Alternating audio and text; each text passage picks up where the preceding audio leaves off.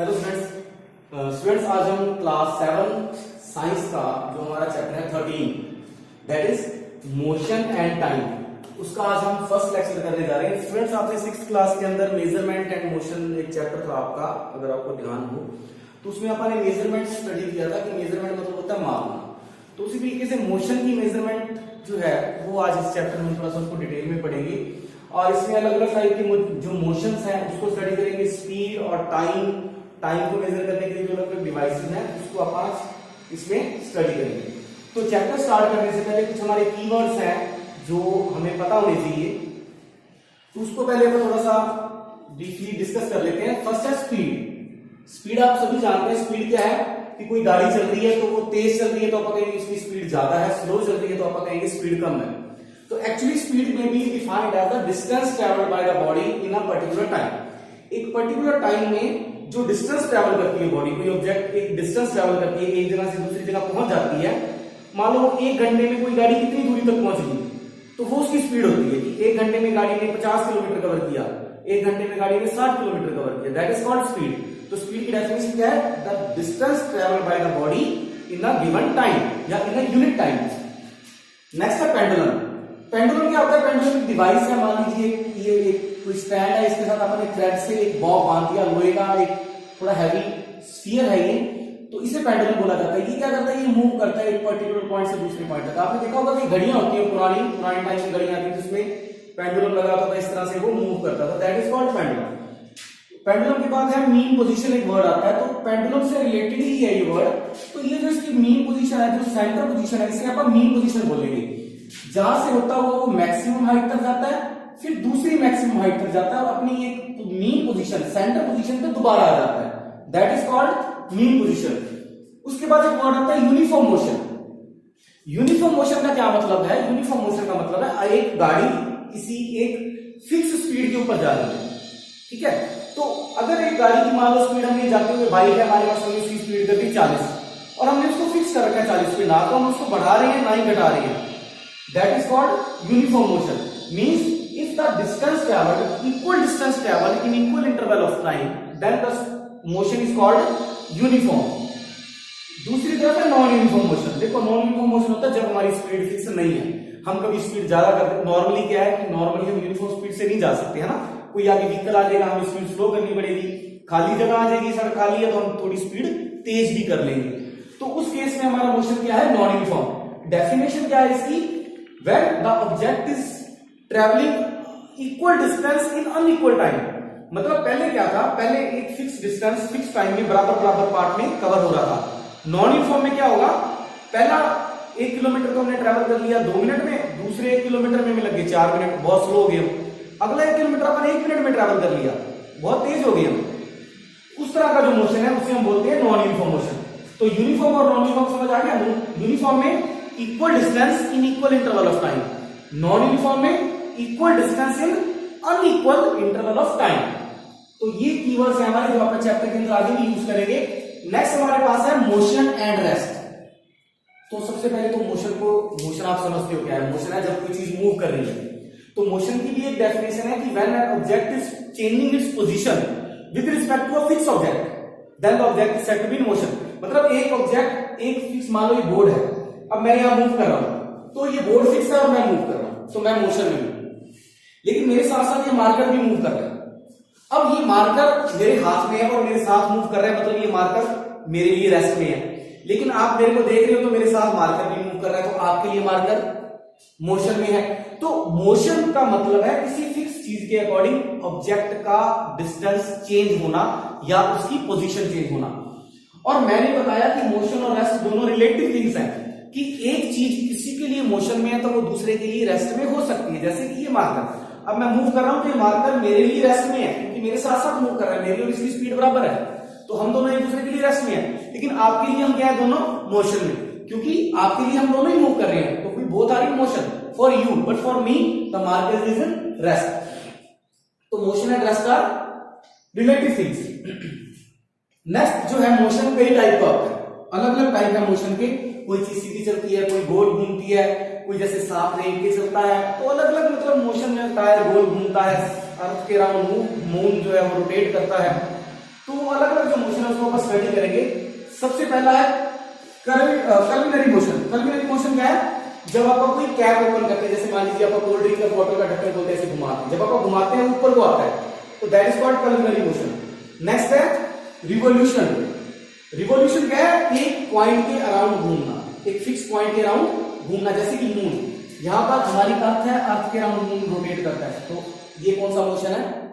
Revolution motion है। या ये कह लो कि ये सन है, सन के अराउंड बाकी सारे प्लैनेट मूव करते हैं, तो ये सारे प्लैनेट कौन से मोशन में होते हैं? रिवोल्यूशन में होते हैं।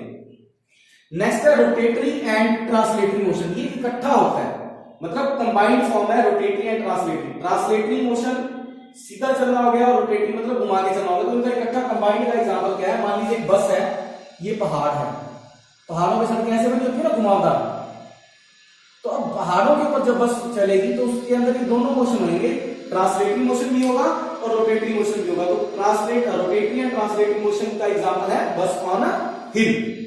नेक्स्ट है ऑसिलेटरी मोशन। ऑसिलेटरी मोशन क्या है? जब एक फिक्स पॉइंट के अराउंड कोई चीज घूमती है, जैसे ये पेंडुलम, तो पेंडुलम का जो मोशन है ये ऑसिलेटरी मोशन होता है। या फिर कोई झूला पर लेते हैं, स्विंग, कोई झूला झूलते हैं अपन, तो वो भी एक फिक्स पॉइंट के अराउंड घूमता रहता है, that is called oscillatory motion. Next है रेक्टिलिनियर मोशन। देखो रेक्टिलिनियर मोशन सिंपल है, जब आप स्ट्रेट लाइन में वॉक करें इसे रेक्टिलिनियर मोशन बोलेंगे। रेक्टिलिनियर मतलब स्ट्रेट लाइन में एक लीनियर फॉर्म, लीनियर मोशन की तरफ हमें चलना है, सिंपली सीधा चलना है, उसे अपन रेक्टिलिनियर मोशन बोलते हैं। नेक्स्ट है रोटेटरी मोशन। रोटेटरी मोशन है किसी चीज का एक एक्सल के अराउंड, जैसे कार का चक्का घूम रहा है, तो कार का चक्का यहां फिक्स है कार और यहां घूम रहा है वो चक्का, वो जो टायर का मोशन है वो रोटेटरी मोशन है। देखो रिवोल्यूशन और रोटेटरी मोशन में फर्क है। रिवोल्यूशन है पूरी की पूरी चीज किसी पर्टिकुलर चीज के अराउंड घूमेगी, और यहाँ पर एक व्हील है, सिर्फ जो टायर जो पूरे का पूरा एक एक्सल के अराउंड घूम रहा है, वही खड़ा खड़ा घूम रहा है, that is called rotatory. Revolution मतलब वो पूरा एक सर्कल काटना, दैट इज कॉल्ड रिवोल्यूशन। अब एक मान लो साइकिल है, साइकिल एक ट्रैक के अराउंड घूम रही है, इसमें साइकिल चल रही है, घूम रही है यहाँ, ठीक है, ट्रैक बना हुआ है, जैसे आप रनिंग करते हैं ट्रैक में, तो यहां से लेके साइकिल, जो साइकिल का मोशन है वो तो कहलाएगा रिवोल्यूशन, लेकिन जो साइकिल के टायर का मोशन है वो कहलाएगा रोटेटरी। तो ये दोनों के अंदर थोड़ा सा डिफरेंस है, इसको आपने ध्यान में रखना। नेक्स्ट हमारे पास आता है स्लो एंड फास्ट मोशन। देखो स्लो मोशन और फास्ट मोशन किसे बोलेंगे? स्लो मोशन का मतलब समझते हैं जब कोई चीज आराम से चले, उसे आप स्लो मोशन बोलेंगे, जैसे हवा आराम से चल रही है, ठीक है, तो वो स्लो मोशन में है। लेकिन जब हवा बहुत तेज चलती है, तूफान आ जाता है, टॉर्नेडो बन जाता है, आपने विंड्स वाले चैप्टर में पढ़ा होगा, तो उस टाइम आप क्या कहते हैं कि एयर का मोशन जो है वो बहुत फास्ट है, या हमें गाड़ी भी चलानी है, अगर हम रनिंग करेंगे तो हमारा मोशन फास्ट हो जाएगा, जब हम चलेंगे तो हमारा मोशन स्लो होगा। तो ये दो मोशन मतलब स्लो हो सकता है या फास्ट हो सकता है, ये सारे मोशन ये स्लो भी हो सकते हैं और फास्ट भी हो सकते हैं। किसी मोशन का स्लो होना या फास्ट होना हमें कैसे पता चलता है? या तो आप कहेंगे हमें देख के पता चलता है कि वो देखो स्लो जा रहा है, वो देखो फास्ट जा रहा है, लेकिन अगर उसको आप अच्छी तरीके से डिफाइन करें तो उसके लिए हमारे पास दो चीजें हैं जो कि किसी चीज के मोशन को स्लो या फास्ट में बाइफरकेट करेंगे। अब एक साइकिलिस्ट है, अब एक बंदा रनिंग कर रहा है, ठीक है, उसके साथ साइकिल वाला साइकिल चला रहा है, तो रनिंग वाला तो पूरा जोर लगा के पूरा तेज भागेगा, लेकिन साइकिल वाले के लिए वो स्लो है। इस तरह से साइकिल वाला अगर पूरा जोर लगाए तो उसके साथ एक बाइक चल रही है, तो बाइक वाले के लिए वो स्लो होगा। तो हर मोशन एक बंदे के लिए स्लो है तो दूसरे के लिए फास्ट है, तीसरे के लिए वो स्लो हो सकता है। लेकिन अगर आप उसको फिक्स करें, एक क्राइटेरिया बनाएं चेक करने के लिए कि एक्चुअली कोई चीज फास्ट या स्लो कितनी है, तो उसके लिए हमें दो चीजें बतानी चाहिए। एक तो उस ऑब्जेक्ट ने डिस्टेंस कितना ट्रेवल किया, और दूसरा उसने कितने टाइम में ट्रेवल किया। मान लीजिए आप यहां से 10 किलोमीटर चलेंगे, अब आप 10 किलोमीटर गए साइकिल पे, तो साइकिल पे 10 किलोमीटर जाने में मान लो आपको आधा घंटा लग गया, ठीक है। अब एक बंदा पैदल गया, पैदल जाने में उसको 3 घंटे लग गए, और एक बंदा कार पे गया, कार पे जाने में उसको 10 मिनट लगे। तो डिस्टेंस वही है, 10 किलोमीटर का स्ट्रेच है, लेकिन टाइम जो स्लो चलेगा वो ज्यादा टाइम लेगा, और जो फास्ट चलेगा वो कम टाइम लेगा। तो ये दो चीजें हैं जो कि किसी मोशन को फास्ट या स्लो बताती हैं, distance travelled by the body and time taken, ठीक है। तो डिस्टेंस ट्रैवल आपने पहले पढ़ा होगा 6th क्लास में भी, डिस्टेंस को किसमें मेजर करते हैं अपन? किलोमीटर में या मीटर में। तो जो डिस्टेंस है वो किलोमीटर या मीटर में मेजर किया जाता है, और टाइम आप मेजर करते हैं सेकंड में या आवर में। आपने देखा होगा स्पीडोमीटर जो अपनी गाड़ी में लगे होते हैं उसके ऊपर लिखा होता है किलोमीटर पर आवर, जो स्पीड आ रही है।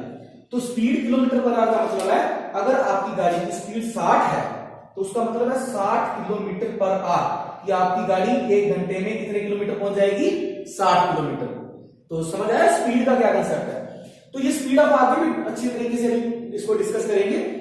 और दूसरा कंसेप्ट था हमारा डिस्टेंस और टाइम का। तो टाइम वो आपको पता ही कि हम मेजर करते हैं, वॉच से भी मेजर कर सकते हैं, स्टॉपवॉच से भी मेजर कर सकते हैं, इसको भी आप आगे भी डिटेल में स्टडी करते हैं। तो नेक्स्ट हमारा यही है टॉपिक, मेजरमेंट ऑफ टाइम। तो टाइम को कैसे मेजर किया जाता है, जो पुराना टाइम था, पुराने जमाने में देखो सूरज उग गया तो कहते थे दिन हो गया, सूरज छिप गया तो कहते थे अब रात होगी। तो बहुत एक टाइम को बहुत छोटे छोटे पार्ट में डिवाइड किया गया था, सीधा ही था दिन और रात, डे की फॉर्म में। फिर थोड़ा सा उसको और एक्यूरेट करने के लिए पुराने जमाने में घड़ी बनाई गई, सूरज घड़ी जिसे बोलते थे, सन डायल। जंतर मंतर पे अभी भी ये बहुत आप देख सकते हो, दिल्ली के अंदर जंतर मंतर है, ये आपको मैं उसकी पिक्चर दिखाता हूं।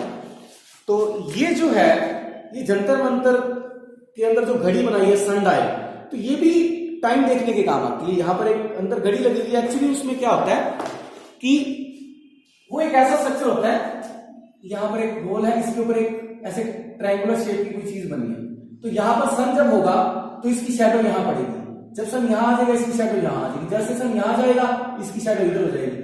तो इसकी शैडो से मेजर करते थे। जैसे आप नॉर्मली आप भी खड़े होकर देखो कि कोई पेड़ है या कोई टावर लगा हुआ है तो उसकी परछाई घूमती है, जैसे जैसे सन घूमता है उसकी परछाई भी घूमती है। तो वो परछाई को मेजर करके टाइम का पता लगाते थे कि अब दोपहर होगी, अब दिन हो गया, अब शाम होगी।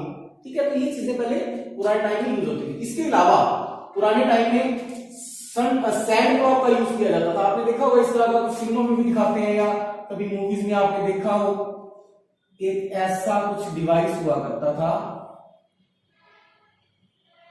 इसमें रेत भरती, ठीक है, तो ये रेत धीरे धीरे नीचे गिरती है। तो जब एक पूरा लॉट खाली हो जाता है तो वो एक यूनिट मान लिया उसको भी, एक यूनिट हो गया, तो इसे बोलते थे सैंड क्लॉक। इस तरह से पानी भर देंगे तो इसमें उसे बोलेंगे वाटर क्लॉक।